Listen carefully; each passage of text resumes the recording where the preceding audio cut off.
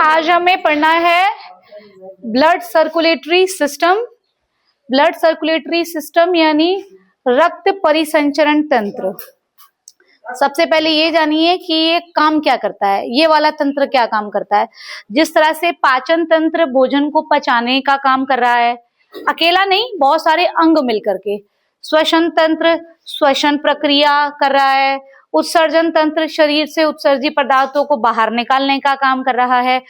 परिसंचरण तंत्र काम क्या करता है, ये देखिए। इसका काम है हमारे शरीर में जो भी पोषक तत्व हमने बाहर से खाए लिए, हमने वसा, कार्बोहाइड्रेट, प्रोटीन, वो पचे और पचने के बाद में वो शरीर के सब हिस्से को चाहिए ना, तो वो पूरे शरीर में सर्कुलेट करना यानी घुमाना, यानी जरूरत जहां उसकी है उसको देना, गैसों का आदान प्रदान करना, हार्मोन्स का और उत्सर्जी पदार्थों को। शरीर में अलग अलग जगह हर चीज की जरूरत है, सारे पोषक तत्वों की। और जो हर कोशिका में पाचन श्वसन हो रहा है।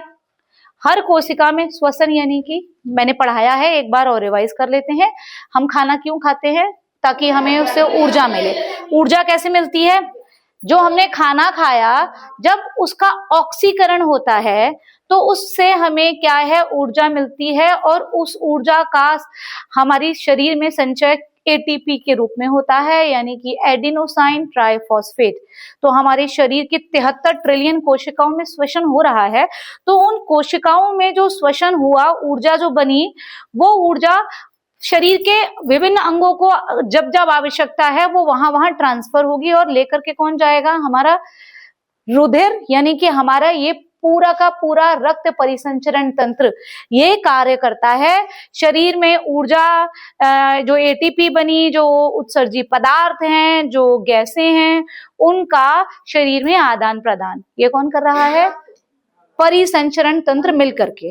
अब परिसंचरण तंत्र समझ में आ गया कि क्या काम है इसका। परिसंचरण तंत्र को हम 3 भागों में पढ़ेंगे।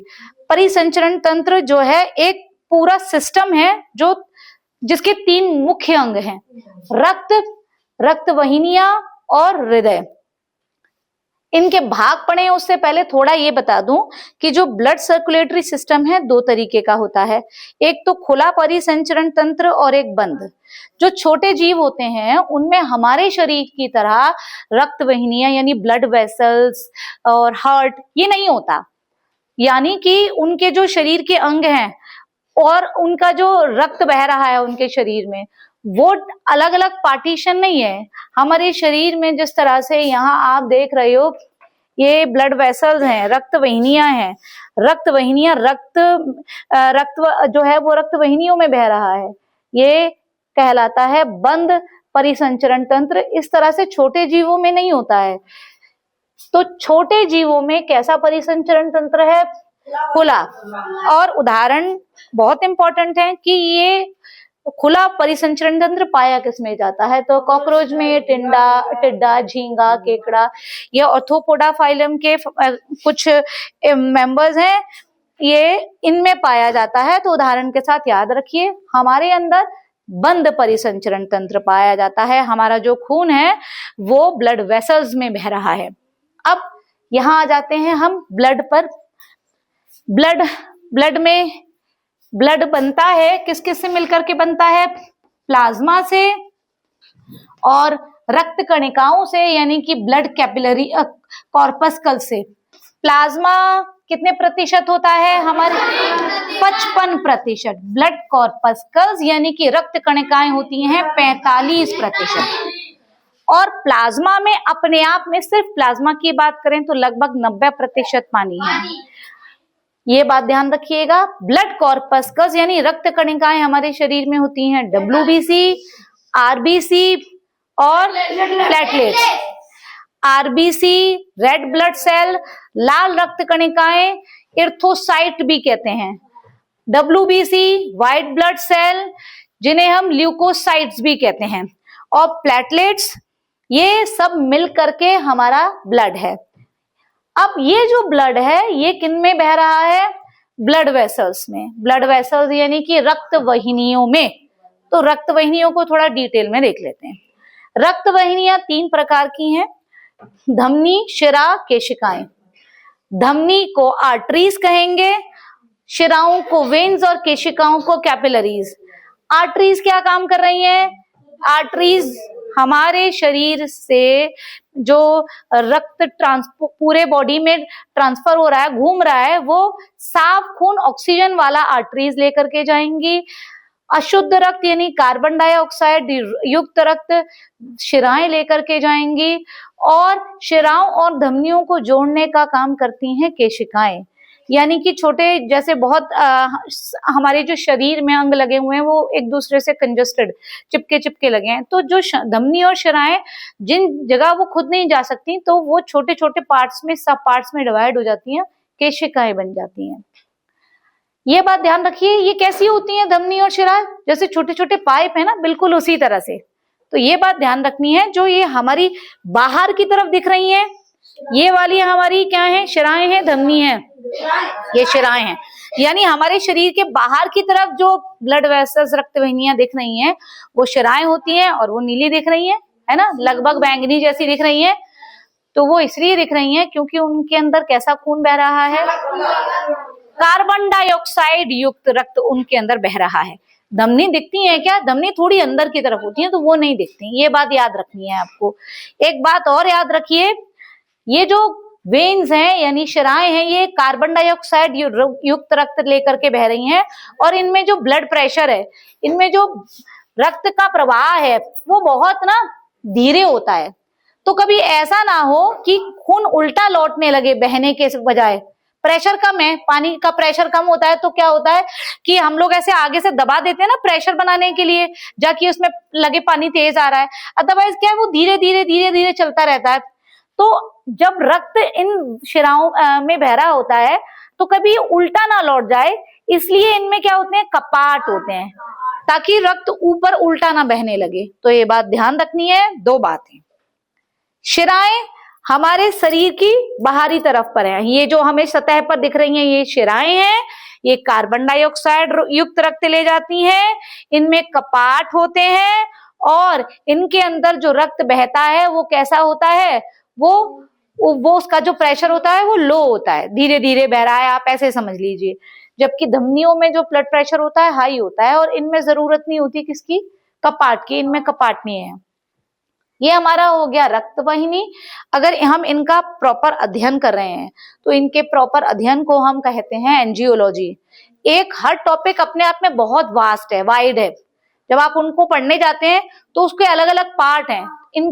यानी कि अगर आप सिर्फ ब्लड वेसल की पढ़ाई कर रहे हो तो वो एंजियोलॉजी कहलाता है। अब हम आ जाते हैं हमारे most important part of blood circulatory system, and that is heart. हमारा जो हार्ट है, हमारा जो हृदय है, उसमें 4 चैम्बर है। ये पिक्चर बना हुआ है ऊपर देखो, वो बना हुआ है, बाकी उसमें भी है, वहां से भी समझाऊंगी। एक रफ डायग्राम समझ लेते हैं। हमारा जो हृदय है उसमें है 4 कमरे, 4 चैम्बर हैं, उसमें 4 चैम्बर हैं। जो हमारे उल्टे हाथ की तरफ चैम्बर ये पड़ रहा है ना, तो इसे हम कहेंगे बायां अलिंद, अलिंद है ये। और जो हमारे मतलब दाएं हाथ की तरफ है वो हिस्सा हम कह देंगे बायां अलिंद, और इस वाले हिस्से को हम कह देंगे दायां अलिंद। ये बायां निलय और ये दायां निलय, 4 चैम्बर है हमारे हार्ट में। याद रखिए, हमारा जो हार्ट है वो लगभग, हमारा जो हृदय है वो लगभग 300 ग्राम का है, हमारी शरीर की बाईं ओर है, और इसमें कितने चैम्बर होते हैं? 4। इसका आकार होता है शंक्वाकार, याद रखिए, शंक्वाकार। और हमारे दिमाग में कितनी परतें थी? 3। हृदय में 2 परतें हैं, और इन परतों को कहते हैं पेरिकार्डियम। क्या कहते हैं? पेरिकार्डियम। और इन 2 परतों के बीच में कुछ फ्लूइड जैसा भरा होता है, और फ्लूइड का मतलब द्रव भरा रहता है। वेरी गुड, द्रव जैसा भरा होता है, जिससे कि क्या हो कि कभी ऐसा ना हो कि हमारे गिरने से या किसी एक्सीडेंट से हमारे शरीर के इतने नाजुक अंग को किसी प्रकार का आघात पहुंचे, तो उसके दोनों परतों के बीच में पेरिकार्डियल द्रव, पेरिकार्डियल फ्लूइड भरा रहता है, याद रखना है। अब बच्चों, हमारे चैम्बर में तो, हमारे हार्ट में तो 4 चैम्बर हैं।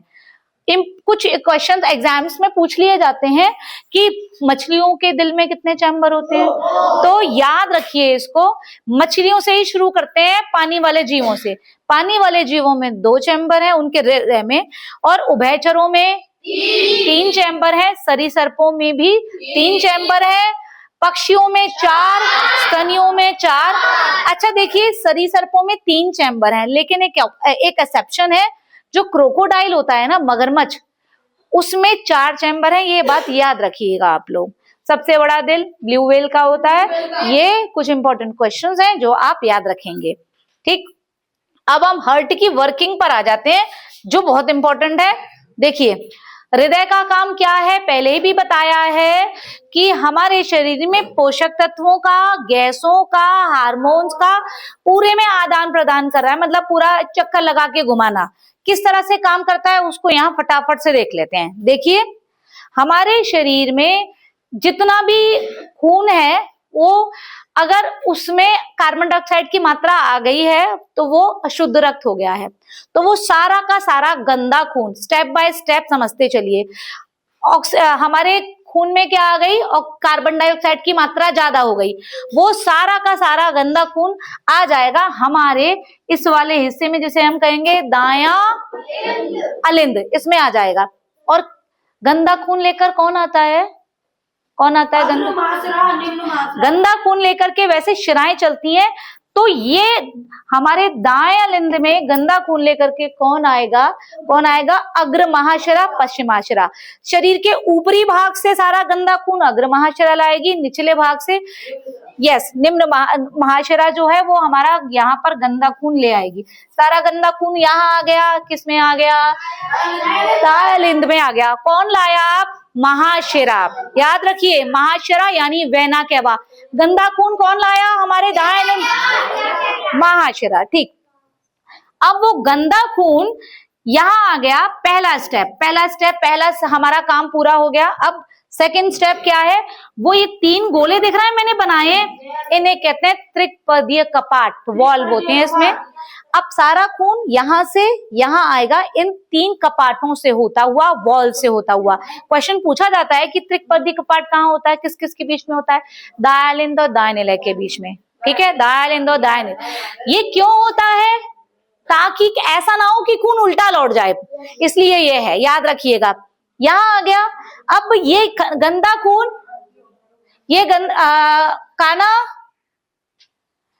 ये सारा का सारा गंदा खून सेकंड हमारे इसमें आ गया। अब यहां से ये खून जो गंदा वाला रक्त है हमारा, वो इस सेमील्यूनर वॉल्व यानी कि अर्धचंद्राकार कपाट से होता हुआ, और इसको लेकर के यहाँ से जाएगी, कौन जाएगी? फुफ्फुस। इस गंदे खून को लेकर के अर्धचंद्राकार कपाट है यहाँ, और उसके बाद है यहाँ पर फुफ्फुस धमनी। ये इसको लेकर के कहाँ जाएगी? फेफड़ों में ये खून साफ हो जाएगा। कार्बन डाइऑक्साइड हम सांस छोड़ के निकाल देंगे और इसके अंदर ऑक्सीजन आ जाएगी। अब इस साफ खून को लेकर के फुफ्फुस शिरा, मैंने बताया है फुफ्फुस धमनी ऐसी इकलौती धमनी है जो गंदा खून ले जाती है, और फुफ्फुस शिरा ऐसी इकलौती शिरा है जो कि साफ खून ले जाती है। तो यहाँ से गंदा खून लाई फुफ्फुस धमनी, और यहाँ से साफ खून ले जा रही है फुफ्फुस शिरा। सारा का सारा साफ खून अब कहाँ आ गया? हमारे बाएं अलिंद में। बाएं अलिंद में आ गया, और बाएं अलिंद से आ जाएगा बाएं निलय में, ये द्विपर्दी कपाट से होते हुए, और इस द्विपर्दी कपाट से होते हुए ये आया बाएं निलय में। और इम्पोर्टेंट क्वेश्चन ये अराइज होता है कि हमारे जो हृदय का सबसे मजबूत, सबसे बड़ा भाग कौन सा होता है? तो ध्यान रखिए, ये होता है बायां निलय। और क्यों होता है? क्योंकि यहाँ सारा का सारा साफ खून आ गया, और इस साफ खून को पूरे शरीर को ट्रांसफर करना है। तो ये सबसे इम्पोर्टेंट, बड़ा और मजबूत भाग है। अब यहाँ से ये महाधमनी कपाट से होते हुए महाधमनी यानी अरोटा इसको पूरे शरीर में फैला देगी, साफ खून चला जाएगा पूरे शरीर में।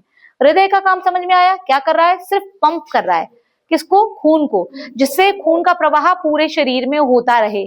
और कैसा खून? गंदा ले रहा है, उसको फेफड़ों को दे रहा है साफ करने के लिए, फेफड़ों से लेकर के साफ खून को पूरे शरीर में भेज रहा है। यहाँ एक इंपॉर्टेंट क्वेश्चन और देख लीजिए, ये पहले और दूसरे वाले भाग में यहाँ कैसा खून है, गंदा या साफ?